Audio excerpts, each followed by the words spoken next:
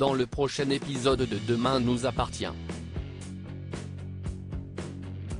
Alors que Martin tente de faire avouer Margot, Chloé subit les délires de Rose. Tristan, quant à lui, fait preuve d'imagination avec Justine, et Clémentine se rapproche d'Olivier. Capture d'écran TF1. Attention, les paragraphes qui suivent contiennent des spoilers sur l'épisode de Demain nous appartient diffusé lundi soir sur TF1. Si vous ne voulez rien savoir, passez votre chemin. Lundi 29 avril dans Demain nous appartient. Martin tente de faire avouer Margot, et Chloé subit les délires de Rose et après avoir passé le week-end en garde à vue, Margot est à nouveau interrogée par Martin. Il cherche à lui faire dire qu'elle est responsable de la disparition de César, qu'elle lui a peut-être fait du mal sans le vouloir, mais l'adolescente maintient que malgré ce qu'elle a pu écrire dans son journal, elle n'y est pour rien. Elle assure qu'elle n'a jamais secoué son bébé pour le faire taire, qu'elle n'est pas la mauvaise mère que tout le monde croit qu'elle est, et qu'elle souhaite plus que tout que son fils soit retrouvé sain et sauf. Karim, qui a assisté à la scène, confronte ensuite Martin et lui fait savoir qu'il trouve ses méthodes dégueulasses. Il ne comprend pas comment il a pu demander à Margot si César allait être retrouvé vivant ou mort. Martin lui rappelle alors que les 48 premières heures après une disparition d'enfant sont capitales et qu'ils n'ont plus de temps à perdre.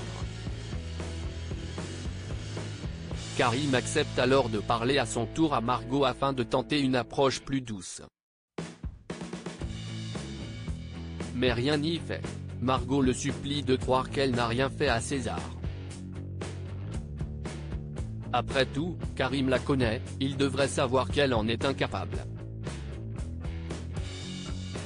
Chloé, de son côté, vit très mal la situation et en veut à Alex d'avoir dénoncé Margot et d'avoir fourni son journal intime à la police. Elle reste persuadée qu'elle est innocente.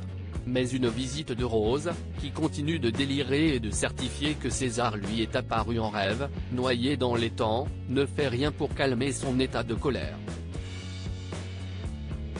Alors, quand Rose se met à fouiller l'étang à la recherche du corps sans vie du bébé, Chloé demande à Maxime, qui est passé lui annoncer sa séparation d'avec Clémentine, de la raisonner et de la faire partir. Mais Rose ne démord pas. César est mort et, comme sa petite Tess, il est parti rejoindre les anges et n'aura même pas droit à une tombe.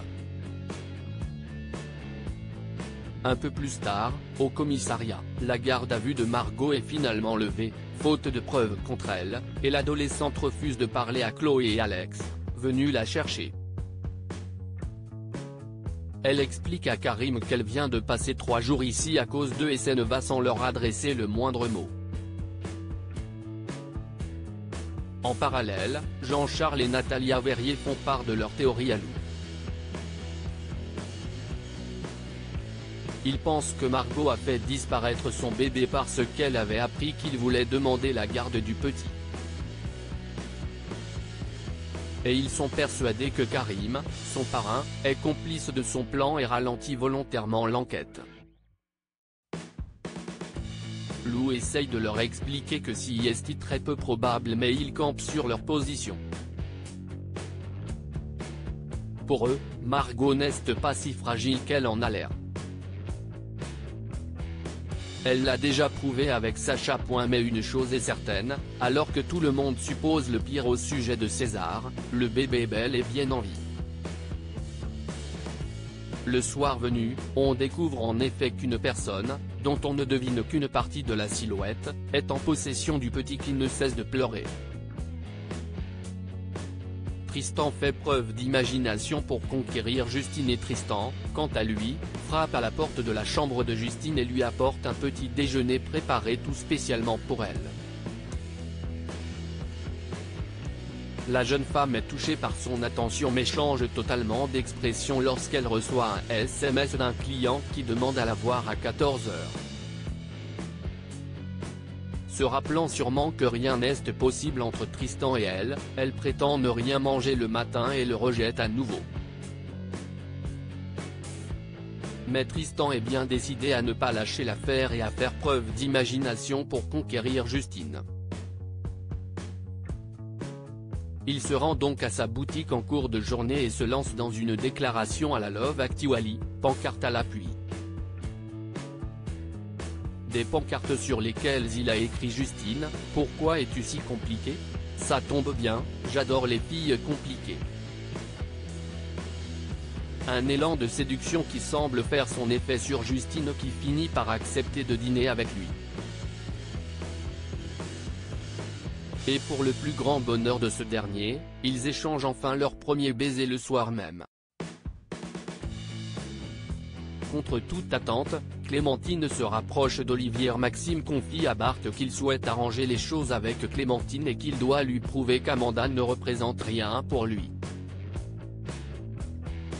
Mais Bart lui fait remarquer qu'il n'a sans doute pas fauté sans raison et que le fait qu'Amanda soit jeune, comme lui, a sans doute joué un rôle dans tout ça.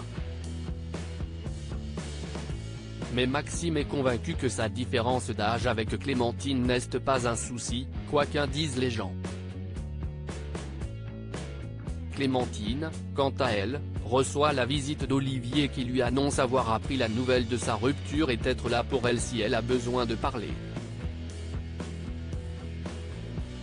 Plutôt étonnée, elle semble vouloir garder ses distances mais admet tout de même qu'elle a été bête de croire à son histoire avec Maxime.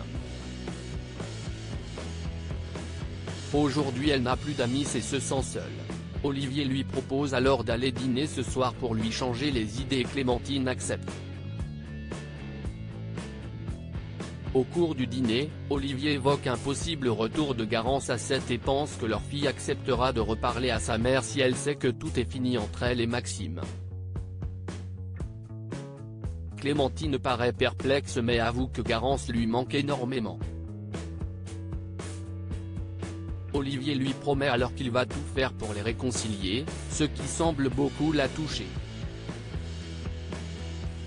Mais au même moment, Maxime les aperçoit et se fait probablement des idées au sujet de ce qui est réellement en train de se passer entre eux.